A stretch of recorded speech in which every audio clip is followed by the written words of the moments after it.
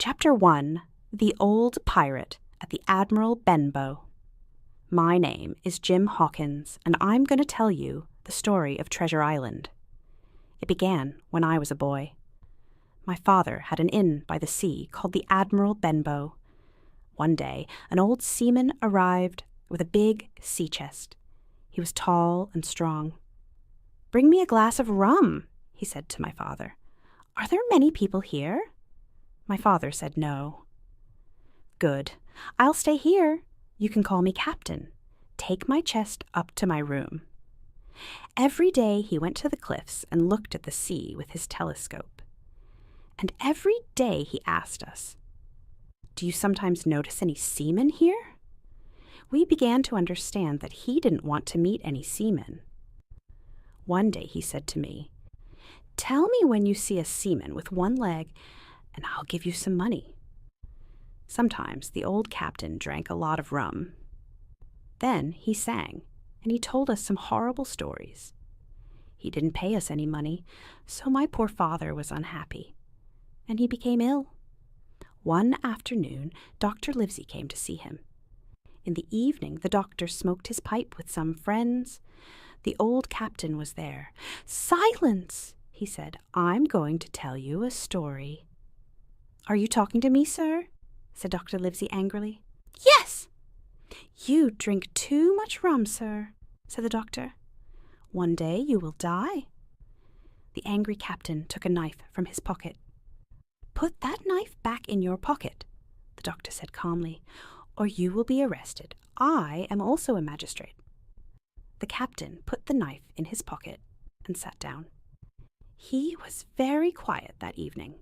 That winter was cold, and my father became worse. One morning in January, a seaman arrived. "Is there a man called Bill here?" he asked. "I said there was only the captain, and he was on the beach." Then the man waited behind the door, so when the captain came in, he didn't see him. "Bill!" The captain looked round quickly. His face was white. "You know me, Bill," the man said. "We're old friends." "Black Dog!" "Yes, I've come to see you." "What do you want?" They sat at the table with some rum. The door was open, and Black Dog sat near it. I couldn't hear their conversation. Then there was a lot of noise, and the table and chairs fell over. I saw Black Dog with blood on his shoulder. Then he ran out of the door. The captain's cutlass had blood on it. "Bring me some rum, Jim," he said. When I came back with the rum, the captain was on the floor. His eyes were closed, and his face was very white. Then Dr. Livesey arrived to see my father. He looked at the captain and said, "He drinks too much rum, and so he's ill." Then he showed me a tattoo on the captain's arm. "Look, his name is written here," he said, "Billy Bones." After a few moments, the captain opened his eyes. "Now, Mr. Bones, don't drink rum again, or you'll die," the doctor told him. We took him upstairs to his room and put him in his bed. At 12 o'clock, I went into his room with some medicine, but he said that he wanted a glass of rum. "But the doctor," I began. "Oh, the doctor! What does he know about me? Bring me one glass of rum, Jim, and I'll give you some money." "I don't want your money," I said, "but I brought the rum." "How long must I stay in bed, Jim?" "The doctor says a week." "But they know where I am now, and they'll come. They'll come. They want to kill me and take my sea chest." "Jim, did you see that Black Dog today? He's a bad man, but the others are very bad, and they want my sea chest. You see, they are old Captain Flint's men, and they want to know where his treasure is. They're going to give me the black spot." "What's the black spot?" I asked. "They always give you the black spot before they kill you." That evening, my poor father died. For a few days, my mother and I were very busy, and we didn't think much about the captain. The day after my father's funeral, a blind man with a stick stopped outside the inn and asked me if it was called the Admiral Benbow. I said yes. "Will you give me your hand, my young friend, and take me into the inn?" When I gave him my hand, he pulled me to him quickly. "Now, boy, take me to the captain." "I can't, sir," I said. "Oh, take me, or I'll break your arm." His voice was cold and cruel. I was very afraid of him, and I took him to the captain. The poor old pirate was very afraid, too. "Now, give me your left hand, Bill," the blind man said, and he put something in the captain's hand. Then he went out of the inn very fast. The captain looked at his left hand. There was a piece of paper with a black spot on it. "10 o'clock. They're coming at 10, and they'll kill me. We've got 6 hours, Jim. We've still got time." The captain tried to stand up, but just then he put his hand to his heart and fell on the floor.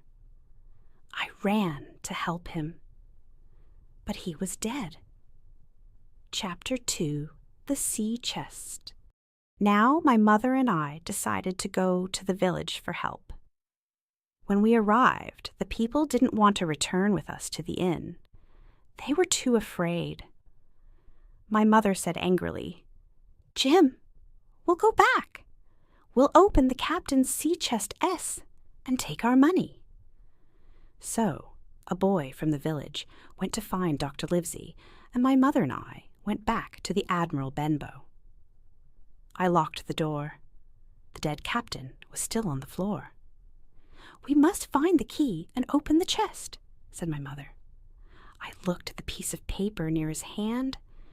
There was a message on it. "We're coming tonight at 10. I looked at the clock.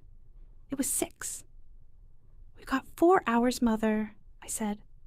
I found the key in the captain's pocket. We went upstairs to his room, and my mother opened the chest.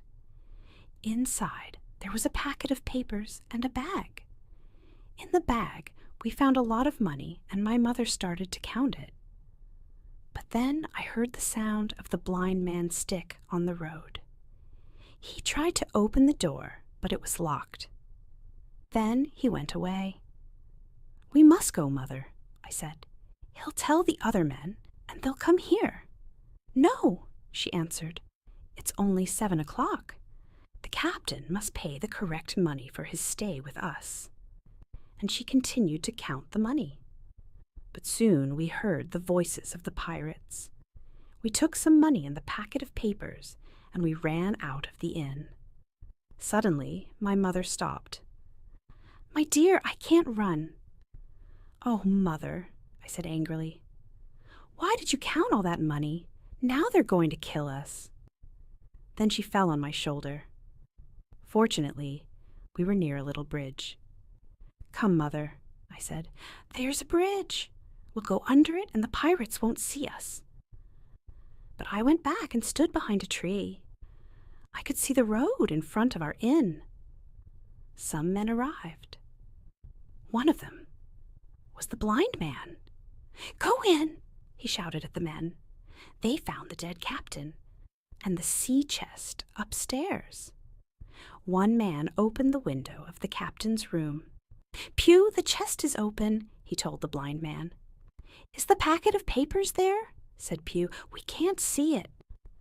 "The boy has got it," said Pew. "Look for them, you dogs. Find them, and we'll all be rich." "But we can take some money and go, Pew," said one man. Now the blind man was very angry. He tried to hit the other pirates with his stick. Then I heard the sound of horses. The pirates ran away very fast. In a minute, there was only Pew on the road. "Don't leave me, mates," he shouted. Some men on horses came down the hill. Pew tried to run away, but he couldn't see. He fell down. He got up. He ran. But he ran into one of the horses, and he was killed. The men on the horses were police officers. With them was the boy from the village. "What did these pirates want?" one of the officers asked. I replied, "I think they wanted this. and I showed him the packet of papers. I want to give it to Dr. Livesey. Yes, he's a good man. I'll take you to his house.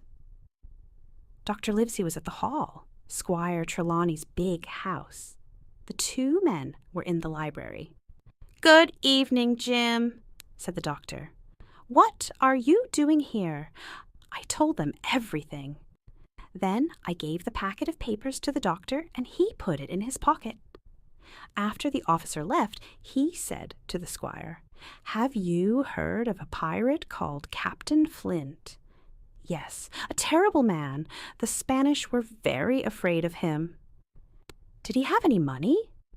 "Don't you know the story of Flint's treasure? Nobody knows where he buried it." "Very well," said the doctor, and he opened the packet. There were two things in it, a book and a piece of paper. On the first page of the book was the name Billy Bones, mate. Then there were a lot of dates and sums of money. "This is an account book," the doctor said. "It shows how much money that buccaneer Billy Bones got." Then he opened the paper. It was a map of an island, about 9 miles long and 5 miles wide. There were 2 big harbors and a hill called the Spyglass. There were also 3 crosses, 2 on the north part of the island and 1 in the southwest. Next to this one were the words, "A lot of the treasure here." "Livesey," said Mr. Trelawney happily, "tomorrow I'm going to Bristol to buy a ship and find some men. Hawkins, you'll be the cabin boy. You, Livesey, are the ship's doctor. We'll find the treasure and we'll all be rich." The doctor answered, "Jim and I will go with you. But the pirates also know about this paper, and they want the treasure. So we mustn't say a word about this map." "Livesey, you're right," said the squire. "I won't say a word." Chapter 3. Long John Silver. The squire went to Bristol, and I lived at the hall with Redruth, his servant. The weeks passed. Then a letter arrived from Squire Trelawney. It said that the ship was ready. Its name was Hispaniola, and it was a very good ship. But there were problems. The squire could find only 4 men. Then he met a man called Long John Silver, a seaman, and gave him a job as cook on the ship. The letter continued. "He has only got 1 leg, but he's a fine man. He found some men for me. They're good, strong men. Now we've got a crew, and I want to begin our voyage immediately. So come to Bristol quickly, Hawkins, with Redruth." The next morning, Redruth and I traveled to Bristol. It was a wonderful city and a big port with lots of ships. I was very excited because I was going to sail to an island and find buried treasure. When we saw the squire, he said, "The doctor is here. We're sailing tomorrow." Then he sent me to the Spyglass Inn with a note for John Silver. I knew Long John when I saw him because he had 1 leg. He was about 50, but very tall and strong. I remembered the old captain's words at the Admiral Benbow. "Tell me when you see a sailor with 1 leg. Was that sailor Long John Silver?" "Mr. Silver, sir?" "Yes, my boy. And who are you?" Then he saw the note in my hand. "Oh, you're our new cabin boy. Hello, ... At that moment, a man ran out of the inn. I knew his face. "Stop him!" I shouted. "It's Black Dog. He's a pirate." "What?" Silver said. "A pirate here in my inn. I don't know his name, but I think I saw him here with a blind man." "Yes, I know that blind man. His name was Pew." I looked at Long John. Black Dog was here at his inn. I thought, is Black Dog his friend? Was Pew his friend? Are the other buccaneers his friends? But John Silver was a clever man. He smiled at me and he said, "Look, Hawkins, this is bad for me. Black Dog was here, and Squire Trelawney will think I'm a bad man. I'll come with you and talk to him." When Long John told the squire and Dr. Livesey about Black Dog, They believed him and thought that he was an honest man. "We're sailing at 4 o'clock this afternoon, Silver," the squire told him. Aye, sir," said the cook, and he went away. When we went on board the Hispaniola, the captain of the ship was angry. He wanted to speak to the squire. "What is it, Captain Smollett?" said Mr. Trelawney. "I must tell you that I don't like this voyage. I don't like the men, and I don't like my officer." The squire was very angry, but Dr. Livesey said, "Why don't you like this voyage, Captain?" "The squire didn't tell me that we are going to look for treasure. I heard about it from the men. I don't like treasure voyages. They are dangerous, very dangerous." "I understand," the doctor said. "But why don't you like the crew? Aren't they all good seamen?" "Perhaps," replied the captain, "but I don't like them." "All right. In your opinion, Captain, what must we do?"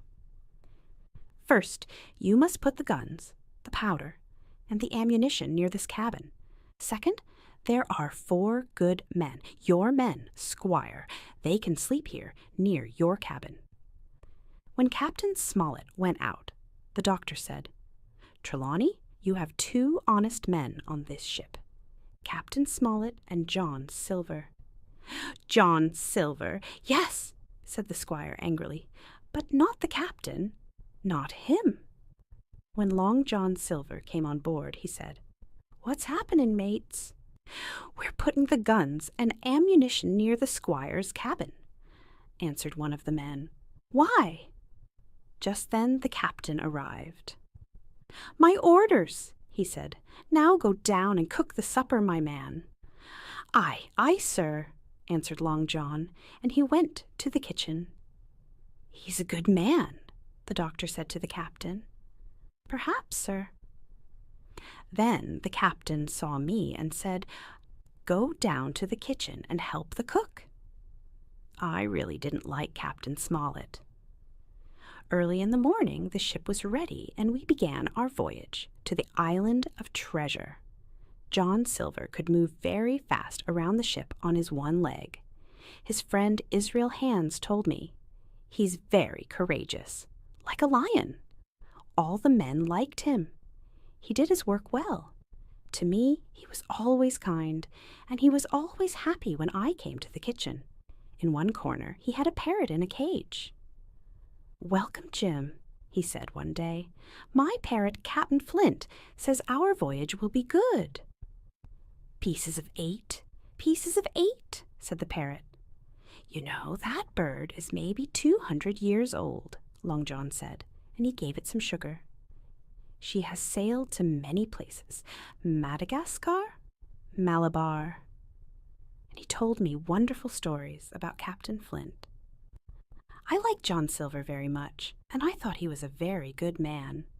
Captain Smollett was happy with the Hispaniola, and now he also said that the men were good. But he didn't like the voyage for treasure, and he didn't like the squire. So the squire didn't like him. One evening, just before we arrived at Treasure Island, I wanted to eat an apple before I went to bed. The apples were in some big barrels on deck. In one barrel, there weren't many apples, so I climbed into it. I ate an apple, but I was very tired, and I fell asleep. I woke up when I heard John Silver's voice. He was very near the barrel. I heard only a few words, and then I began to tremble. "Flint was my captain," said Long John to a young man called Dick. "We were all pirates, me and Pew and the others. I lost my leg, and Pew lost his eyes, but I put a lot of money in the bank. Look at Pew. He was rich, and then he became poor. And where is he now? Dead. And where are Flint's men now? Well, a lot of them are on this ship." I trembled when I heard this. "I'm 50 years old," Silver continued. "After this voyage, I'm going to live like a gentleman. You can be rich too, Dick, if you help old Long John. What do you say, my boy? Give me your hand." Now I understand. This young man was honest, but now he was one of Silver's men. Then I heard the voice of Israel Hands, Silver's friend. Look, I want to know something. How long must we wait? I want to kill that Captain Smollett. But when, Silver? When? You're not very clever, Israel, answered Silver. You must wait. I'll tell you when. The squire and the doctor have got the map. They'll find the treasure and put it on the ship for us. So we'll wait. But, said Dick, what will we do with the captain, the squire, and the doctor?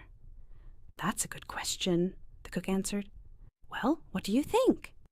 We can leave them on the island, or we can kill them. Flint and Billy Bones always killed people. So I say to you, mates, wait, and then kill them. Dick, get me an apple from this barrel.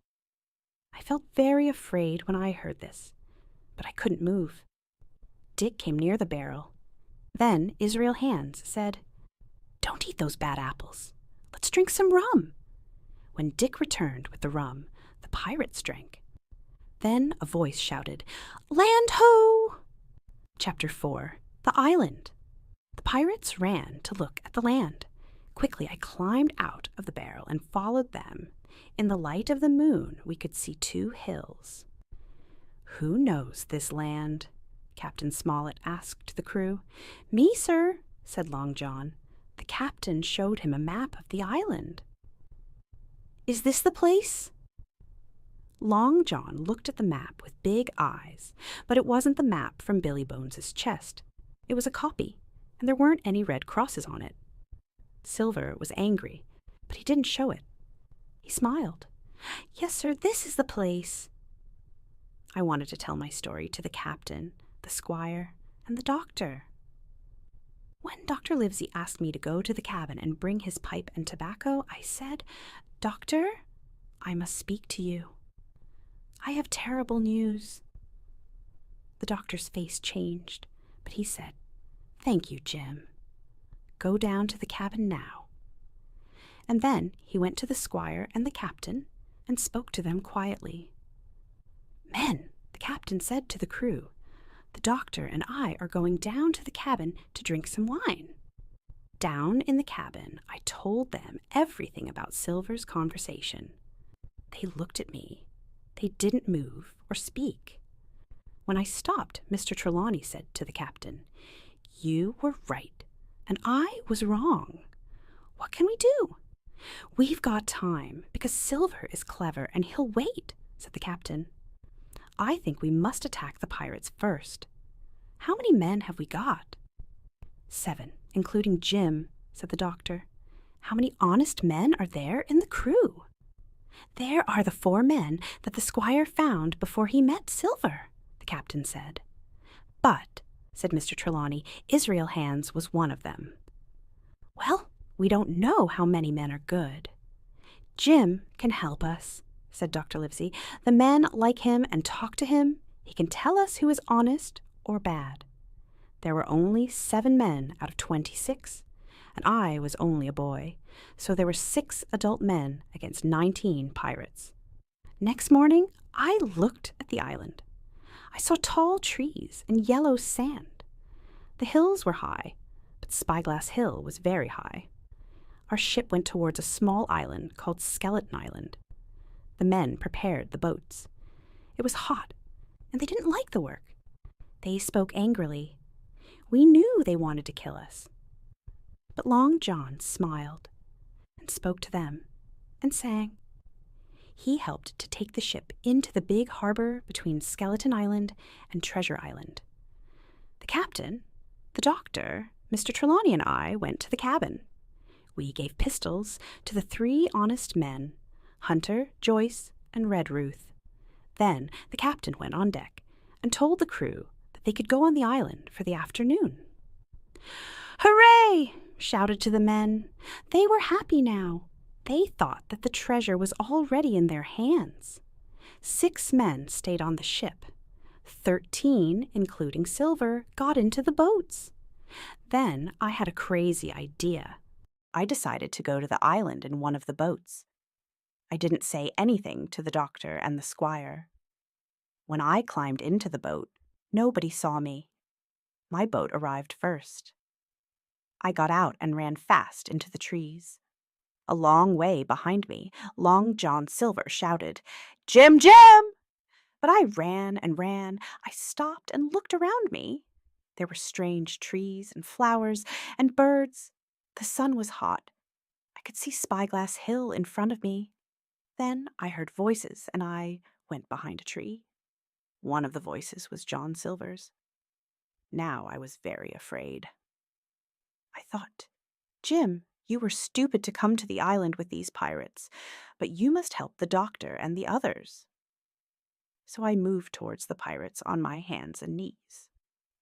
"Tom," said Silver, "I like you, mate, and I want to help you." The other man answered, "Silver, you're honest. I'm sure you don't want to be with these bad pirates. Not you." So this Tom was one of the honest men. Suddenly, there was a long, terrible scream. It came from far away. "What was that, John?" said Tom. Long John smiled. That was Alan. He's dead now." "They've killed Alan," Tom said. "John Silver, you were my friend, but not now. Kill me too, if you can." Then brave Tom walked away with his back to the cook. But he didn't go far. Silver held the branch of a tree, and he threw his crutch. It hit Tom's back like a missile. He fell, and in a moment Silver killed him with his knife. I couldn't believe it. Now 2 honest men were dead. Then Silver called the other pirates. I ran away very fast. I thought, "They'll kill me. Goodbye to the Hispaniola. Goodbye to the squire, the doctor, and the captain. I was very near Spyglass Hill. There were a lot of trees around me, like a forest. Suddenly, I heard a noise behind a tree. What was it? I didn't know, and I stopped in terror. Behind me were the pirates. In front of me was this thing. I preferred the pirates, and I began to run back. But the thing began to run too. It ran from tree to tree on 2 legs. It was a man. Was he a cannibal? I took my pistol, and I walked towards him. Slowly he moved from behind a tree, and he came towards me. Then suddenly he fell on his knees, and he put his hands towards me. I asked him who he was. "Ben Gunn." He answered in a strange voice. I saw that he was a white man. His eyes were blue, but his face was very dark from the sun. His clothes were old and dirty. He said, "You're the first Christian I've seen for 3 years." "What happened?" I asked. "I was marooned." I knew this was a horrible thing. The buccaneers left him on the island, to live or to die. "What's your name, mate?" he asked. I told him. "Well, Jim, many years ago, I was a good boy like you. But then I became bad, and I drank a lot of rum. And here I am on this desert island." Then he looked around him and said in a quiet voice, "Jim, I'm rich." I thought, "He's crazy, poor man." "Rich, rich, I tell you. But wait, Jim, is that Flint's ship down there? Number Flint is dead, but some of the crew are Flint's men." "A man with 1 leg?" Ben Gunn asked, very frightened. "Yes, John Silver. He's the cook and the chief of the pirates." Then I told him about our voyage and our difficult situation. He said, "Well, Ben Gunn will help you." And then, "Do you think your squire will help me, perhaps?" "Yes, he's a gentleman." "And will he take me to England on the ship?" "Oh, yes, I'm sure." "Good," Ben Gunn said happily. "I'll tell you something. I was on Flint's ship when he buried the treasure, with 6 big, strong seamen. Then he killed the 6 seamen. Well, Billy Bones and Long John asked him where the treasure was, but he didn't tell them. Then, 3 years ago, I was on another ship near this island. 'Boys, let's go and find Flint's treasure,' I said. But we couldn't find it. So the other men were angry with me, and they left me on the island. You must tell the squire all this. Tell him I'm not a pirate, eh, Jim? Tell him I'm a good man." "But how can I said. "I can't go on the ship now." "True," he said. "But I've got a boat, Jim. I made it with my 2 hands. It's under the white rock." At that moment, there was a great sound of cannons. "The battle has begun," I said. "Quick, follow me." And I began to run towards the harbor where the Hispaniola was. Ben Gunn came with me. We could hear the sounds of a battle. Then I saw the British flag, the Union Jack, in the air above the trees. Chapter 5. The doctor continues the story. After the 2 boats left the Hispaniola, the captain, the squire, and I talked in the cabin. Then Hunter came and told us that Jim Hawkins was on the island with the pirates. "Poor Jim," said the squire. "They'll find him and kill him." We ran on deck and saw the 2 boats near a river with 2 men in them. We decided to go to the island. But first we looked at the map. There was a stockade on it. "Hunter," I said, "you and I will go and find this stockade." We got into a boat. The 2 pirates near the river saw us, but they didn't do anything. We went towards the beach where the stockade was. When we arrived, I got out of the boat and ran fast into the trees. The stockade was there, on top of a small hill. Inside there was a large wooden cabin with holes in the walls for guns. Around the cabin was a high wall made of wood. With food and water, we could stay in this stockade, safe from the pirates. Then I heard a terrible sound. It was the cry of a person at the moment of death. Jim Hawkins, poor boy, I thought. They've killed him. And I was very sad. When we arrived back at the ship, the others also thought Jim was dead. Then we put lots of things in the boat: guns, powder, ammunition, meat, biscuits, and cognac. There were 6 pirates on board. One of them was Israel Hands. With 2 pistols in his hands, the captain called him. "Don't do anything stupid, Hands, or we'll kill you." The 6 men ran away and hid in another part of the ship. When our boat was ready, we all got in and went towards the island. The men in the boats saw us, and one of them ran to tell Long John Silver. At the stockade, we put the things in the cabin. Then the captain, Red Ruth, and I went back to the Hispaniola and took more provisions. We worked very fast. Then the captain called to one of the pirates on the ship. "Gray," he said, "you're a good man, I know. Come with us. You've got 30 seconds. There was silence. Then we heard sounds of a fight, and suddenly Abraham Gray ran towards us. "I'm with you, sir," he said. Our boat was small. There were 5 men and a lot of things in it. The current was different now. It took us away from our beach. "We will never arrive at the stockade," I said. "Look, behind us, on the ship," said the captain. The 5 men on the ship were busy with a big cannon. They were going to fire at us.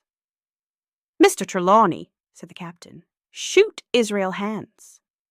The squire fired his gun, but he didn't kill Hands. One of the other men fell. Now we saw a lot of pirates in one of the boats near the river. "The pirates are coming," said the captain. "Only one of the boats is coming," I said. "Perhaps the other pirates are running to the stockade." "Perhaps," the captain said. "But I'm frightened of that cannon. They're going to fire it." We were very near the beach when the pirates fired. The cannonball passed over our heads. Then our boat went under the water. At that moment we heard some pirates in the woods. They were very near the stockade, where there were only 2 men, Hunter and Joyce. "Hurry, hurry," said the captain. and we ran quickly up the little hill towards the stockade. But the buccaneers were just behind us.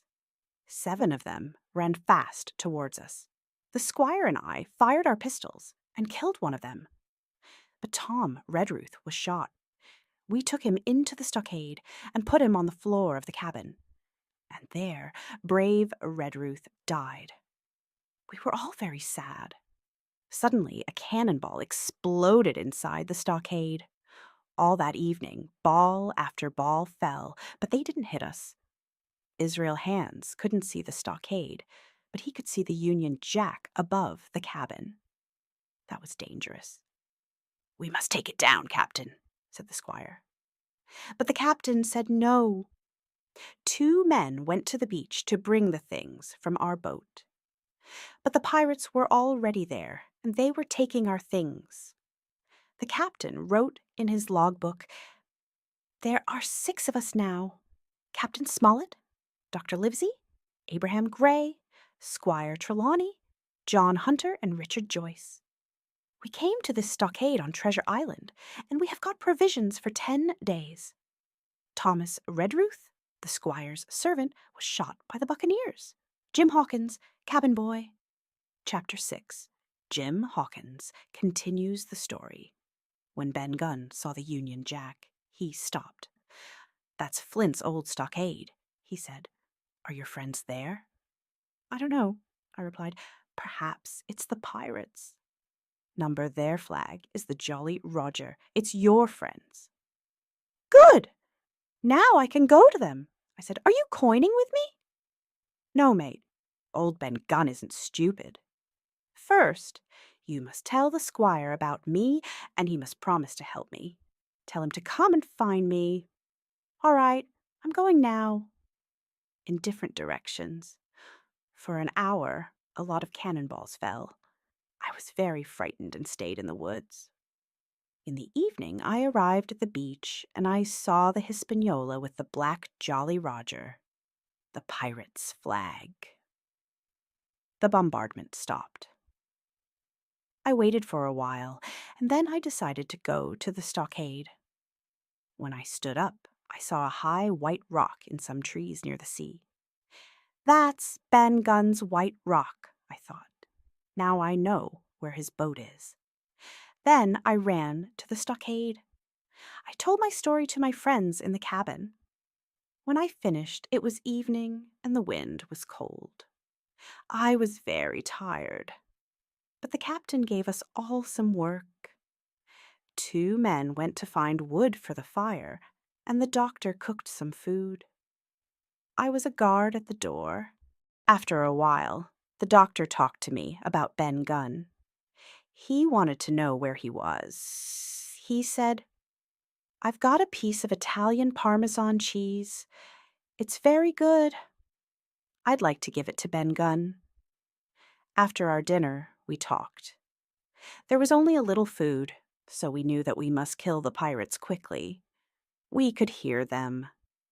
They were sitting by the river about half a mile away. They were singing round a fire. I was very tired, and I fell asleep. When I woke up, there were voices. "Look, it's Long John Silver," somebody said. "He's coming here with a white flag. He wants to talk." The captain said, "Stay here, men." Guns ready. Then he called to the pirate. "What do you want?" "Captain Silver wants to speak to you," said John Silver. "Captain Silver? I don't know him. Who's he?" The men said, "I'm captain now." "After you left the ship, sir. Can we talk?"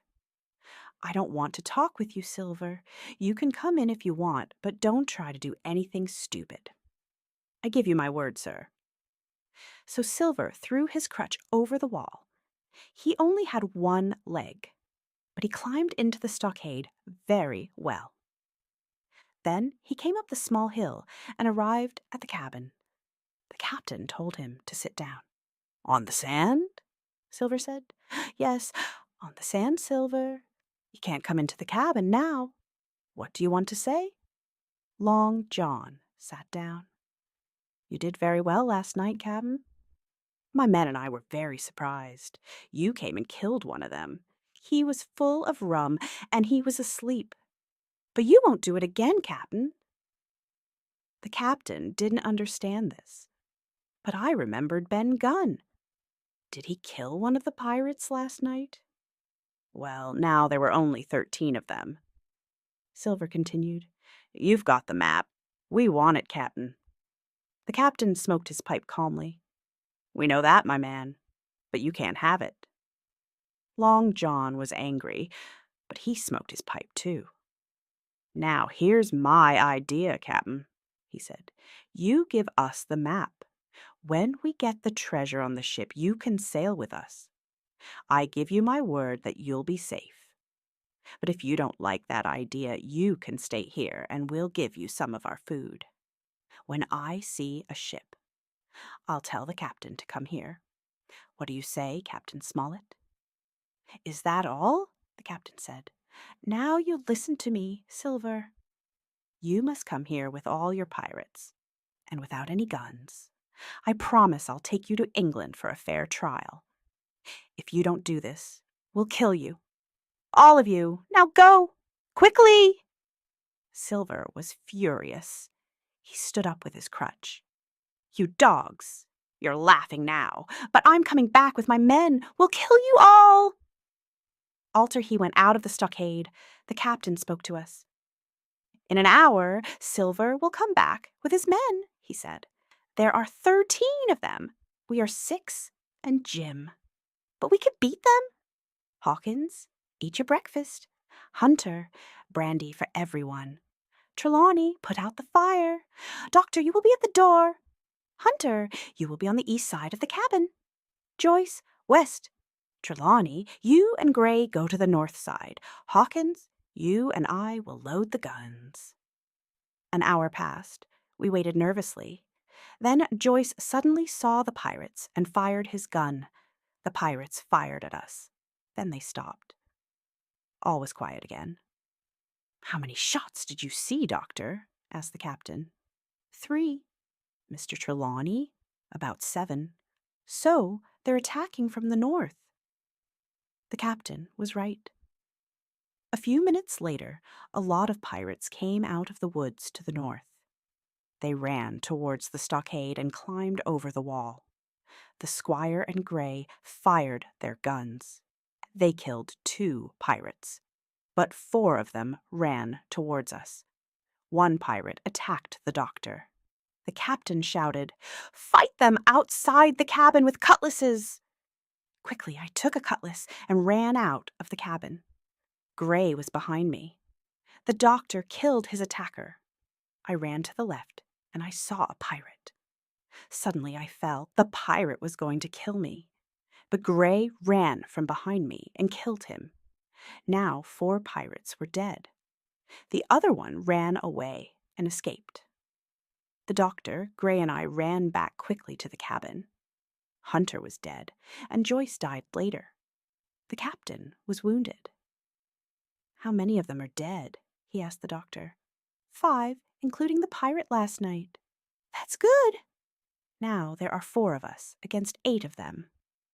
Chapter 7. My Sea Adventure. The pirates didn't return. While the squire and I cooked dinner, the doctor helped the captain. "Your wound isn't dangerous," he told him, "but you must rest." After dinner, the doctor put on his hat and took his pistols.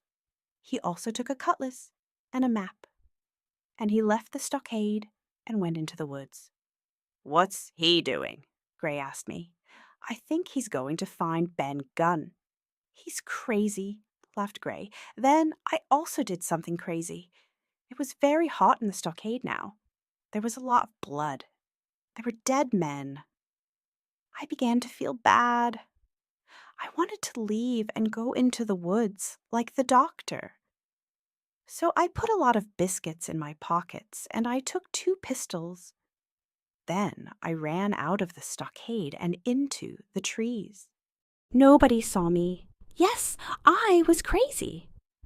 But I was only a boy, and you will see that I helped to save all of us.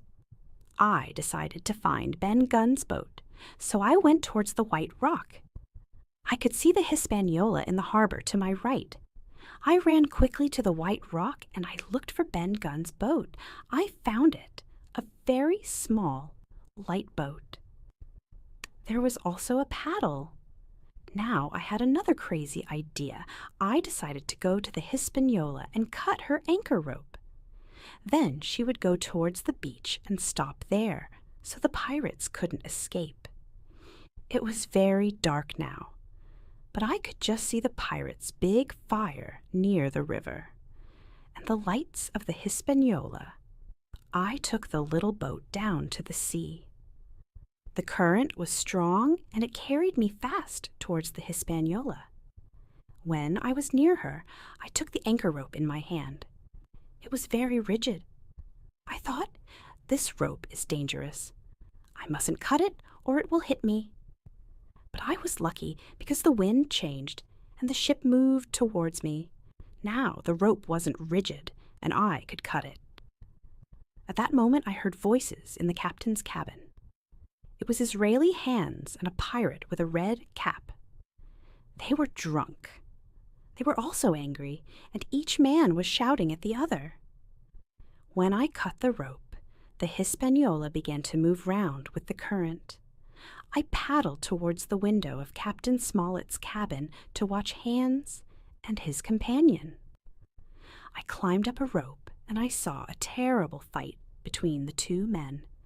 They wanted to kill each other. I went down the rope to the boat. Suddenly, the current changed again. The ship and my little boat turned and went towards the island. The pirates' campfire was very near. Then the ship turned again and went away from me very fast. I was now alone in my little boat. The waves were strong and high. I was very wet and cold. I sat there in terror. Tin going to die soon, I thought. But sleep soon came to me, and I dreamed of home. It was day when I woke up. My boat was at the southwest end of the island. I wasn't far from land, but there were cliffs and big rocks. Then I remembered the map. I knew there was a good place called Cape of the Woods to the north. I also remembered that the map showed a strong north current. So I decided to stop at the Cape of the Woods. My little boat went up and down on the big waves, and I was very frightened. I paddled slowly. It was hard work, and I became tired and thirsty. Then I saw the trees of the Cape of the Woods. But the current was very strong, and it took me past the cape. Suddenly, I saw the Hispaniola in front of me about half a mile away. Now the pirates will kill me, I thought, but the ship was moving strangely. She sailed and stopped, and she turned north, south, east, west. I watched her with surprise, and then I understood. The two pirates were drunk or asleep. I had an idea. Perhaps I can go on board and take her to the captain. So I paddled towards her, and when I came near to her, I jumped onto the bowsprit above me. My boat went under the water, but now I was on the Hispaniola. Was there anybody on board? I heard only the sound of the ship when she turned in the wind. Then I saw the two pirates on deck. Perhaps they were asleep.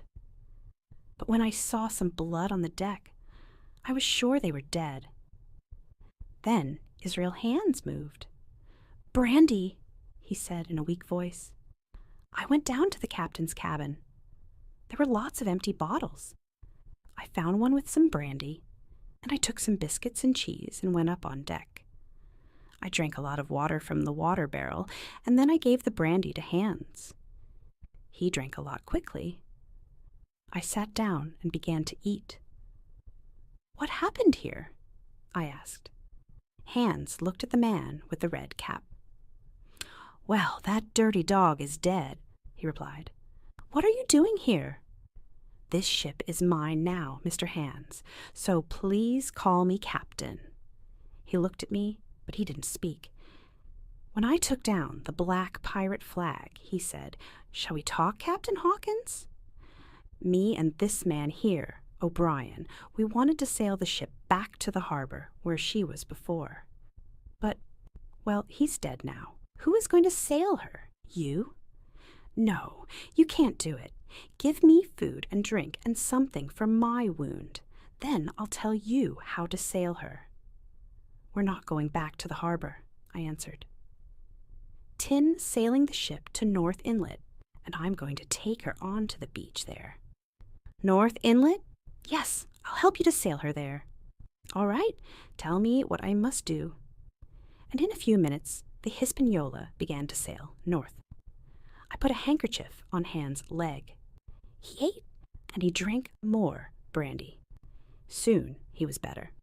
The ship was dirty, and I cleaned it.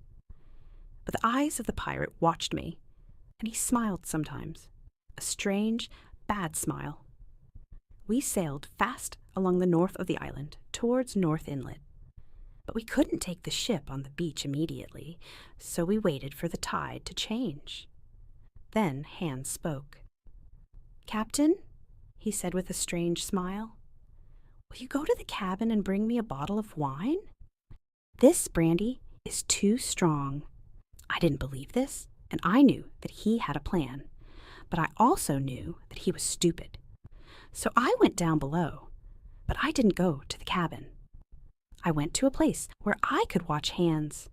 And I was right. He went across the deck on his hands and knees. In front of him, there was a circle of rope. He took a long knife out of it. The knife had blood on it. He put it in his pocket. So Israel Hands wanted to kill me, but I was safe for the moment. He won't kill me now. I thought, he'll wait, because he can't bring the ship onto the beach without me. I took the wine to Hans, and he drank some of it. "Jim, cut me some tobacco," he said. "I haven't got a knife." "Ah, Jim, I'm going to die. Cut me my last piece of tobacco." So I cut him a piece. "You're a bad man, Mr. Hans," I said. "Oh? Why, Jim?" "Why, you killed this man, O'Brien."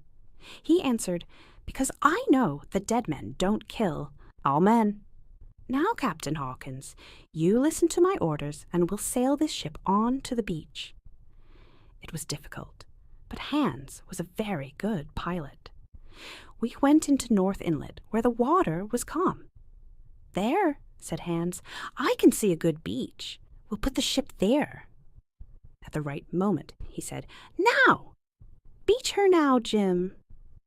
When the Hispaniola began to go fast towards the beach, I was excited. And I forgot about Israel Hands. He was behind me. Perhaps I heard something, and I suddenly turned my head. Hans was there, with his knife in his right hand. He was going to kill me, and I shouted in terror. When he came towards me, I ran behind the mast and took a pistol from my pocket. I tried to fire it at Hans, but it was wet with seawater.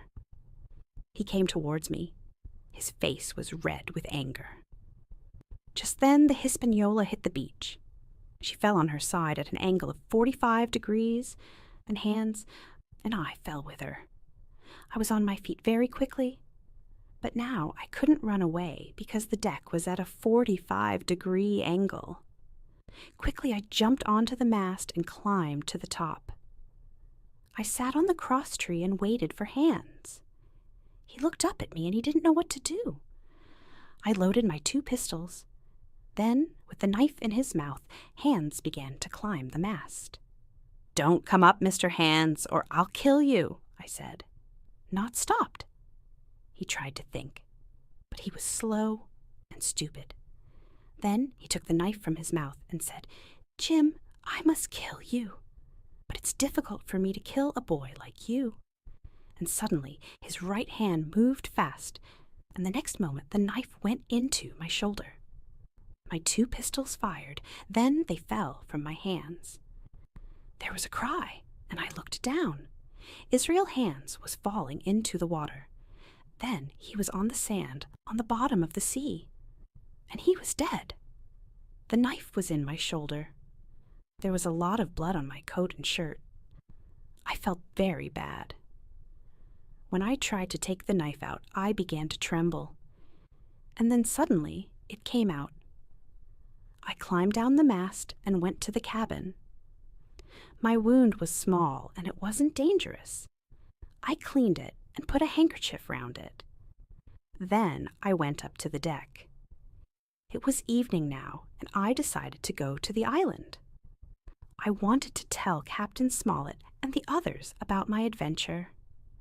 I wanted to tell them that the ship was ours now. So I left the ship and began to walk in the direction of the stockade. The night was very dark, and it was difficult for me to see. Then the moon came up, and I found the stockade.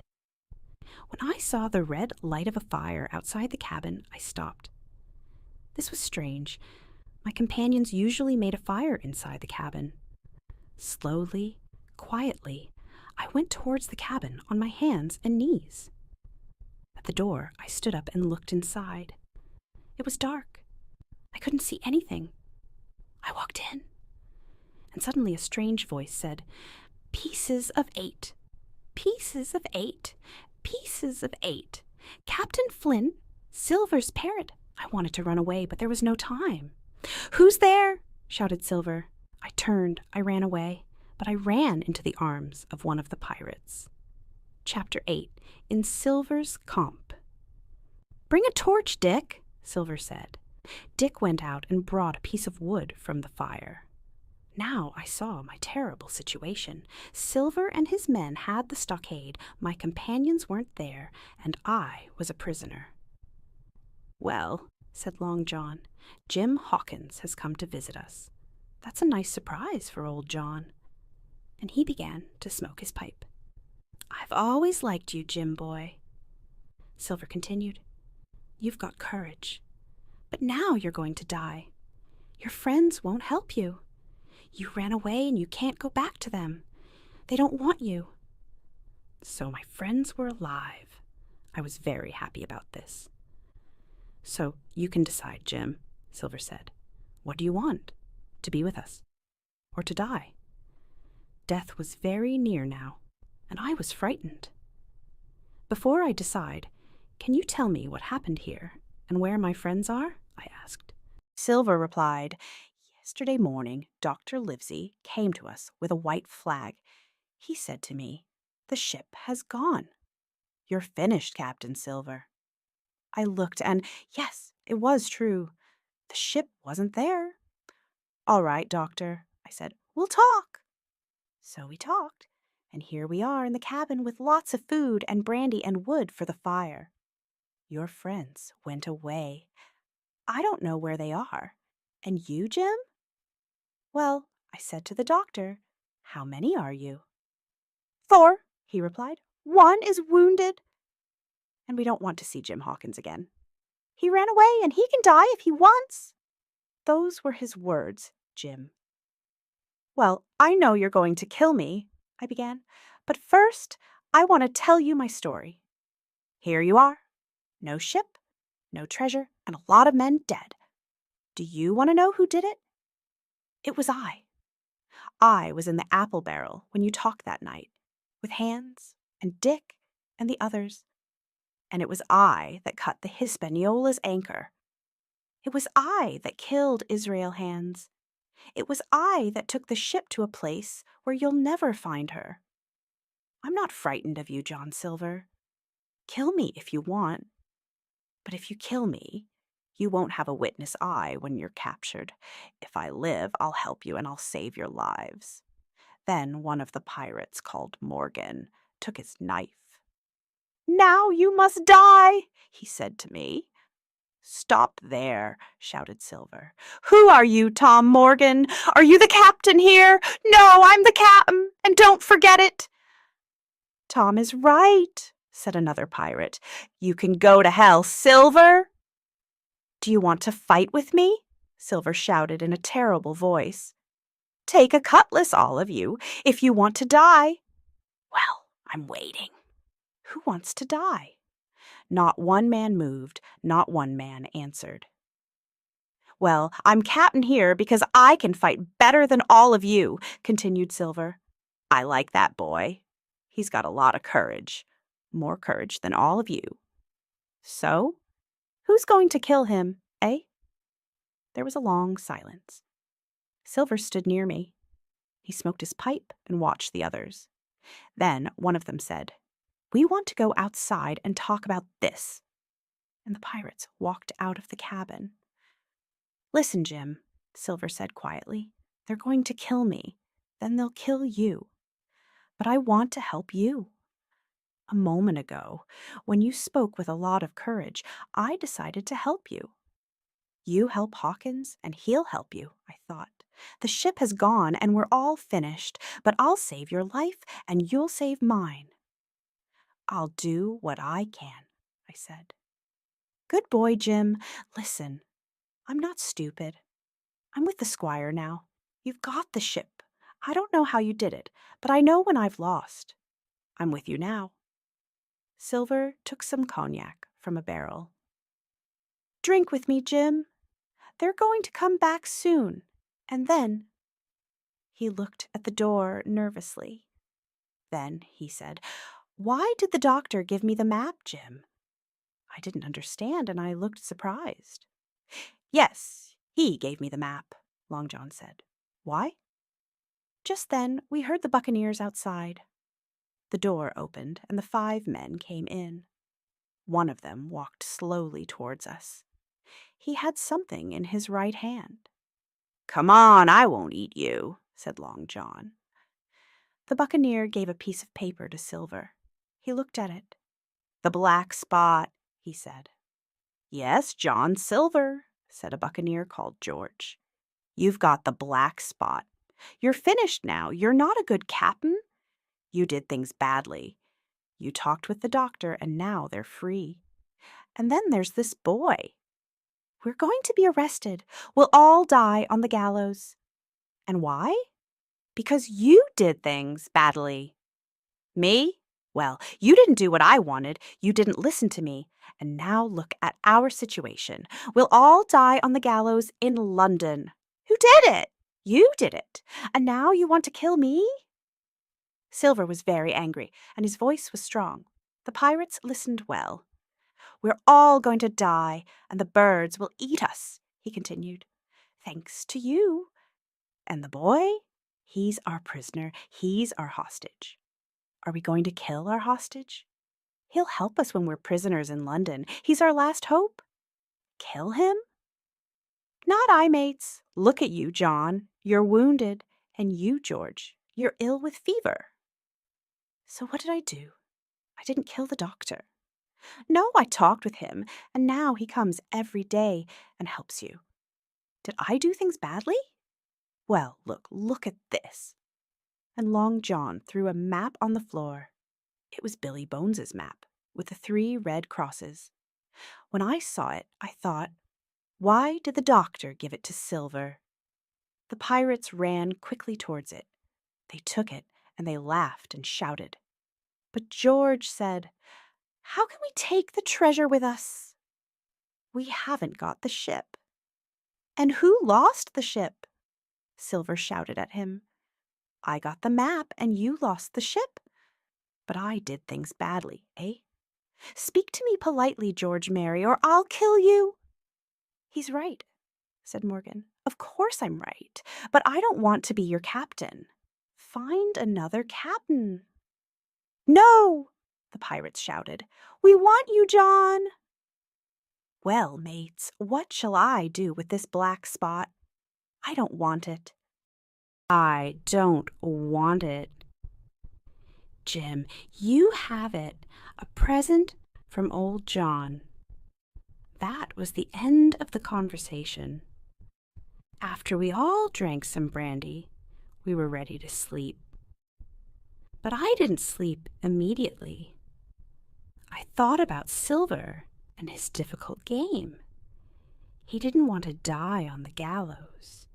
He wanted to save his own life. He was a bad man, but I was sorry for him. His situation was very dangerous. I woke up when I heard the guard's voice outside early next morning.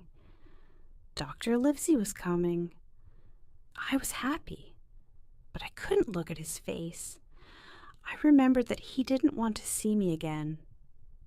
"Good morning, Doctor, sir," said Long John with a big smile. "Jim Hawkins is here." "Not Jim," said the doctor, and he stopped surprised. Then he came into the cabin. He looked at me quickly, and he didn't smile. He helped the man with the wound. "Did you take your medicine?" he asked George Merry. Aye, sir," said Mary. "Good. I'm a pirate's doctor now, and I don't want to lose any of you for the trial in London. Well, I've finished for today, and now I want to talk with that boy, please." "No," shouted George Merry, red with anger. "Silence!" Silver shouted. "Doctor, thank you for your help. Hawkins, will you give me your word that you will not run away?" I gave Silver my word. "Doctor, go outside the stockade. Jim will stay inside and stand near the wall. Then you can talk to him." When the doctor left the cabin, the men were very angry with Silver. They told him that they understood his game very well. "We made peace with the doctor and his friends," he said. "But when we're ready, we can break it. Then I'll kill that doctor. Believe me." So we went to the wall of the stockade. The other pirates watched us angrily. At the wall, Silver said, "Do you see this doctor? I'm helping Jim. He'll tell you that I saved his life. This game is very dangerous for me.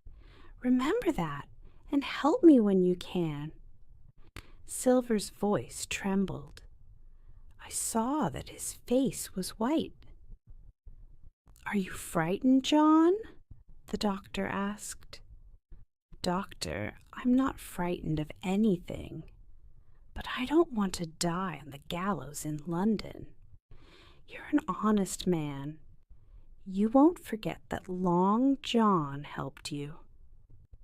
Then he went away and sat down on the sand.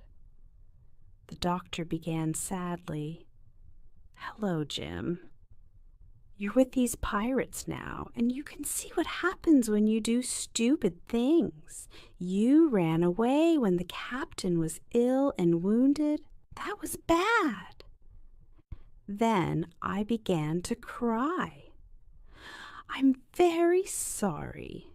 I know that I did a stupid thing, and now I'm a prisoner. Oh, doctor, I'm really frightened." Now the doctor wasn't angry. "Jim, climb over the wall quickly and we'll run." But I gave Silver my word. "It doesn't matter now. You mustn't stay here. Come on, jump." "No, you know I can't, doctor. But listen, I took the ship to North Inlet. She's on the southern beach." I told the doctor quickly about my adventure. When I finished, he said, "Oh, Jim, you always save our lives. And now we must save yours. Listen, Ben Gunn told us something." But then the doctor stopped and called Silver. He said to him, "You must look for the treasure slowly, and you must be very careful when you find it. There will be problems. Sir, I don't understand you. What is your game? Why did you leave the cabin? Why did you give me the map? And now you say look for the treasure slowly. Why? You say there'll be problems when we find it. What do you mean?" T can't tell you now, Silver. I'm sorry. But I can tell you that I'll help you a lot when we return to London. I'll save your life if I can. John Silver looked very happy. Thank you, sir. But you must help Jim now. He's your responsibility, Silver. Do you understand? Now I must go. Goodbye, Jim. And Dr. Livesey went away. Chapter 9. Treasure Hunt. Jim, said Silver, I heard the doctor when he said, jump over the wall and run. You didn't do it. You saved my life, and I won't forget it. But now we must look for the treasure. I don't like treasure hunts. They're dangerous. You must stay very close to me. When we ate a breakfast of bacon and biscuits with the other pirate. When we ate a breakfast of bacon and biscuits with the other pirates, Silver said to them, Mates, you're lucky because you've got old John and he thinks a lot. The others have got the ship and we don't know where it is. When we get the treasure, we'll find the ship. We've got the boats and we've got our hostage here. But when we get the ship and the treasure, we'll kill him and the others. I was frightened and I couldn't eat my breakfast. Why did my friends leave the stockade? I thought. Why did they give Silver the map? Why did the doctor say, there will be problems when you find the treasure? I couldn't find any answers to these questions. So the treasure hunt began. Silver had 2 guns, a big cutlass, and 2 pistols in the pockets of his coat. His parrot sat on his shoulder and talked, and I walked behind him with a rope round my neck. First we went to the beach and got into the 2 boats. Silver looked at the map. On the back were these words, Tall Tree, Spyglass Hill, points to the northeast, Skeleton Island, southeast. First we must find a tall tree, said Silver. We went along the coast, and after a while we saw a high plateau near Spyglass Hill with a lot of trees on it. Some of the trees were very tall, so when we saw a good place to stop, we got out of the boats and began to climb towards the plateau. We went up slowly. Suddenly one of the men in front of us shouted. We ran towards him. Has he found the treasure? Said Morgan. No, said another man. He's very frightened. Then we saw a human skeleton under a big tree, and we all became cold with terror. He was a seaman, said George Merry. Look at the arms and hands and feet, said Silver. They aren't in a natural position. He was right. The skeleton's feet pointed in one direction. The arms and the hands pointed in the opposite direction. I think I understand, said Silver. Look, it's pointing southeast, at Skeleton Island. Captain Flint killed him and put him here, as a compass. Morgan said, It's Allardyce. He took my knife with him.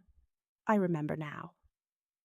Well, the knife isn't here now. Where is it? Asked George. Maybe Flint took it, Morgan said. Maybe he's still alive. No, he's dead, said George. Well, maybe it's his ghost, Morgan cried. Stop this talk, shouted Silver.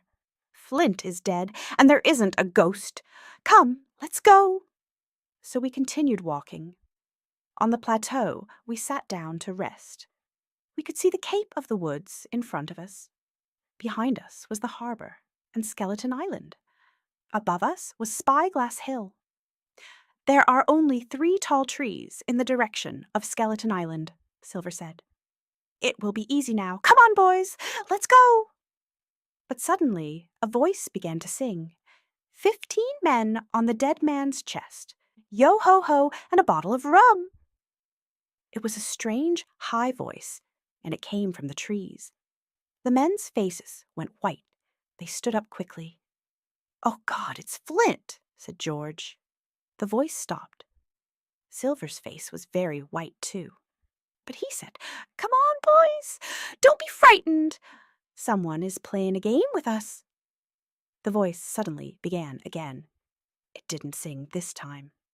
"Darby McGraw!" it shouted from far away. "Darby McGraw! Bring the room, Darby!" The buccaneers didn't move. They didn't speak. "I know those words," Morgan said. They were Flint's last words. Silver was very frightened, too. He said quietly, "Who knows the name Darby McGraw on this island? Only us, Flint's men."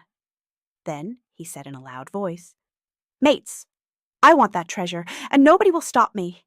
It is very near here, and I'm going to find it." "It's Flint's ghost, John," said Morgan. "Ghost?" "Well, that voice had an echo, and a ghost's voice doesn't have an echo. Am I right, mates?" "Yes, that's true," George Merry said. "You're an intelligent man, John. Courage, mates." "I'm not sure that the voice was Flint's. It was like—" "Ben Gunn's voice, by God!" shouted Silver. "Who is frightened of Ben Gunn?" Merry asked.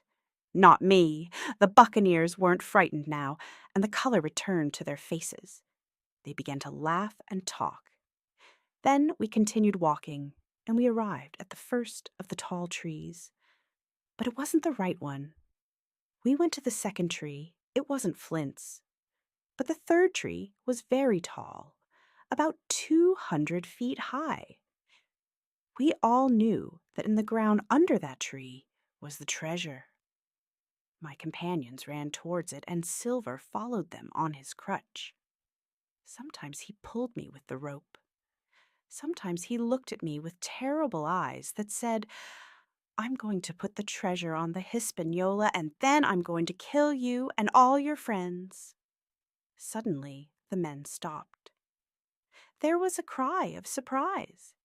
In front of us was a very big hole in the ground. It wasn't recent because there was grass in it. There were some pieces of wood with walrus on them, the name of Flint's ship. But there wasn't any treasure in the hole. It was empty. The buccaneers couldn't believe their eyes. They just stood and looked at the hole. But John Silver's surprise passed quickly. He said to me quietly, "Are you ready, Jim?" And he gave me a pistol.